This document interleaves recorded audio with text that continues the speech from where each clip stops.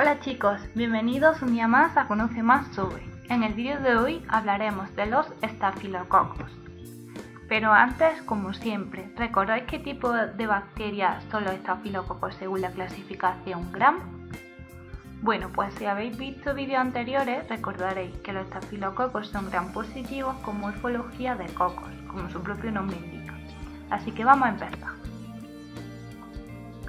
En cuanto a las características generales, los estafilococos se encuentran en el filo de los firmicutes, que si recordáis de los micoplasmas, pertenecen al grupo de bacterias con bajo porcentaje en G más C. Además, forman parte de la clase Bacilli, orden Bacillales y familia Staphylococcacea. En cuanto a su morfología, como ya hemos dicho, se tratan de cocos. Estos cocos se pueden encontrar aislados, en parejas o formando racimos irregulares. Puesto que son gram positivos, con la tinción de gram van a aparecer de un color morado.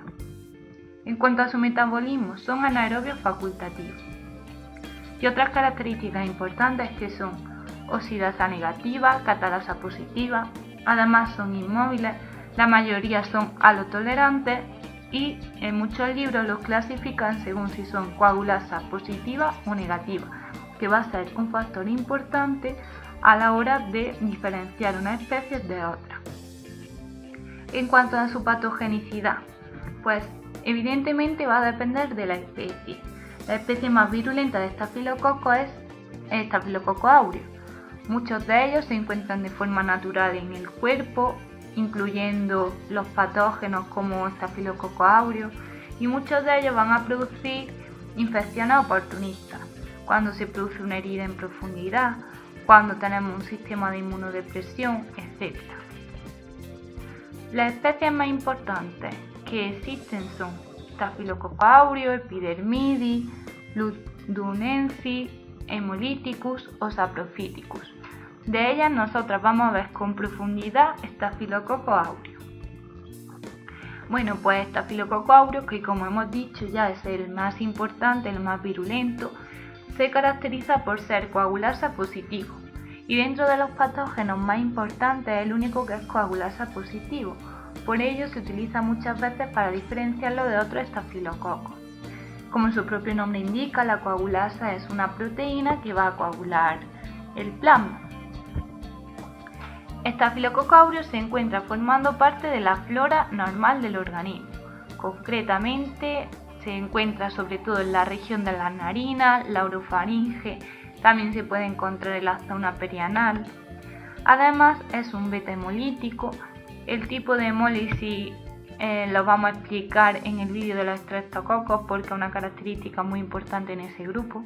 Pero recordad que simplemente Staphylococcus aureus produce beta hemólisis. Además es capaz de fermentar el manitol y va a producir unas colonias doradas, que es muy importante para identificarlo y de ahí le viene su nombre. En cuanto a su virulencia, los factores que más están implicados en su virulencia son, en primer lugar, el peptidoglicano. Va a tener un papel parecido al que tiene el lipopolisacárido en los gram negativos, es decir, va a actuar como una especie de endotoxina que va a estimular la producción de interleuquina 1. Luego tenemos la proteína A, esta es una proteína que va a bloquear la región FC de la inmunoglobulina G y por lo tanto va a evitar la respuesta inmunitaria.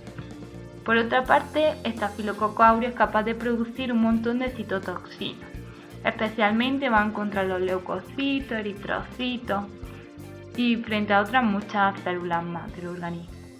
Por lo tanto, la mayoría de infecciones asociadas a ese aureo van a ir acompañadas de necrosis. También, como hemos dicho, produce coagulasa, lo que le va a permitir por una parte evadirse del sistema inmune y por otra parte producir daño importante. Además, va a producir una proteína exfoliativa o exfoliatina, que va a producir el síndrome de la piel escaldada, como ahora explicaremos, y también va a producir muchos superantígenos.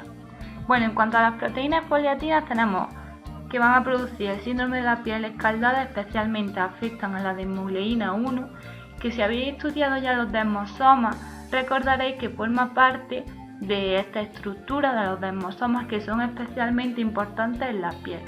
Por ello, muchas de las patologías y de los problemas que va a producir Staphylococcus aureus a nivel de la piel. También tiene muchos superantígenos, especialmente importantes son dos: la toxina del síndrome de shock tóxico, la TSST1. Esta es bastante importante y es muy peligrosa. Va a provocar hipotensión y choque tóxico. En cuanto a la enterotoxina, que al igual que la toxina del choque tóxico también afecta a nivel gastrointestinal, va a ser también perjudicial, aunque no tanto como la anterior, y se va a consumir sobre todo al comer natillas, cremas o carnes contaminadas. También es importante la leucocidina, la PVL, la leucocina de Panton-Valentin, que va a afectar a los leucocitos. También el clamping factor, el factor de afinidad por el fibrinógeno, y también es capaz de producir biopelículas. Esto va a ser especialmente importante a la hora de las infecciones cuando a una persona se le pone una prótesis. Y también especialmente importante y preocupante las infecciones por SARM. Cuando leáis en un libro, en un apunte, infecciones por SARM, se refieren a Staphylococcus aureus meticilin resistentes. Y el problema de estas infecciones es que son bastante complicadas de tratar.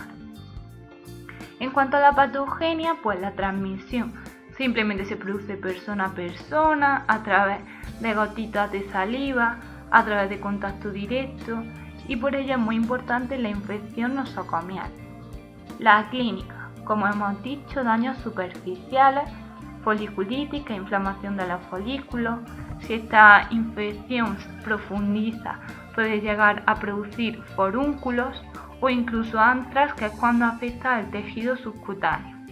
Además, es el principal agente productor de la infección de heridas quirúrgicas. También produce impétigo, que el impétigo es una enfermedad en la que se producen como unas vesículas que explotan y después se producen unas costras y produce que la piel quede súper roja. Os recomiendo que de todas estas enfermedades veáis imágenes en Google o donde podáis mirarlas. Yo no las puedo poner por el tema de derechos de autor, pero vaya, que os recomiendo que os las miréis porque es más fácil de recordar. Bueno, y también produce el síndrome de la piel escaldada por las proteínas foliatinas, como ya hemos dicho anteriormente. En los daños superficiales y en los daños de tejidos blandos son bastante importantes la leucocidina de Panton-Valentin. En los daños de tejidos blandos va a producir celulitis, fascitis, piomiositis. Hay que tener en cuenta que los estafilococos junto con los estreptococos forman cocos piogénicos porque son productores de infecciones en las que se produce mucho pus. Además va a producir daños osteoarticulares, el principal agente causante de la osteomielitis, que consiste en una enfermedad en la que se inflama tanto el hueso como la médula ósea. También la endocarditis infecciosa es el principal agente causante de la infección de las prótesis vasculares, sobre todo por la producción de biopelículas, como ya habíamos dicho antes. Y también es bastante importante y peligroso la sepsis, sobre todo la toxina TSST1, que va a producir el síndrome de choque tóxico y puede llegar a producir la muerte, o sea que es bastante serio. Otros estafilococos que también son importantes son Staphylococcus epidermidis y saprofíticos. Ambos son no hemolíticos, coagulasa negativa y se encuentran especialmente implicados en infecciones nosocomiales y oportunistas. Una cosa que hay que recordar es que estos organismos se pueden encontrar formando parte de la flora normal del organismo. El problema es cuando se descontrolan o cuando llegan a heridas abiertas. Epidermidis, por ejemplo, es bastante frecuente a nivel de la piel. Bueno, pues epidermidis es el principal agente causante de la endocarditis protésica precoz. En este caso hemos dicho que es bastante importante la formación de biofilm, biopelícula. Los biofilm que producen los estafilococos son de carácter de naturaleza polisacarídica, normalmente es un isopolisacárido. Y Saprophyticus pues va a estar relacionado con infecciones urinarias. sobre todo importante en mujeres jóvenes y en actividad sexual. También un problema que tiene el Saprophyticus es que es resistente a la novobiocina, entonces es un poco más complicado de tratar. Y por último, el diagnóstico. Tenemos los medios de cultivo que, como son halotolerantes, se suelen utilizar medio manitol salado o medio Chapman. La característica de ser halotolerante es algo que no es muy común en los microorganismos. Sí que lo comparten algunas especies como vibrio, pero no es muy común. Entonces es una forma fácil de identificar los estafilococos. Además hay que recordar que son anaerobios facultativos, por lo tanto pueden crecer tanto en oxigenación como en anaerobiosis. Las pruebas bioquímicas se utilizan especialmente para diferenciar una especie de otra. Como siempre nos tenemos que preguntar si son coagulasa positiva o negativa. Esto nos permite identificar Staphylococcus aureus, que es el más peligroso de todos, o si por ejemplo producen beta hemolysis. Y como siempre, pues otro tipo de técnicas moleculares, serología, etc. Bueno, y aquí acaba el vídeo de hoy. Si tenéis cualquier duda, cualquier sugerencia, queréis un vídeo en especial, podéis dejar vuestro comentario o escribirme a conoce.mas.sobre@gmail.com. Y si os ha gustado, no olvidéis de darle a like y suscribiros. ¡Hasta la próxima!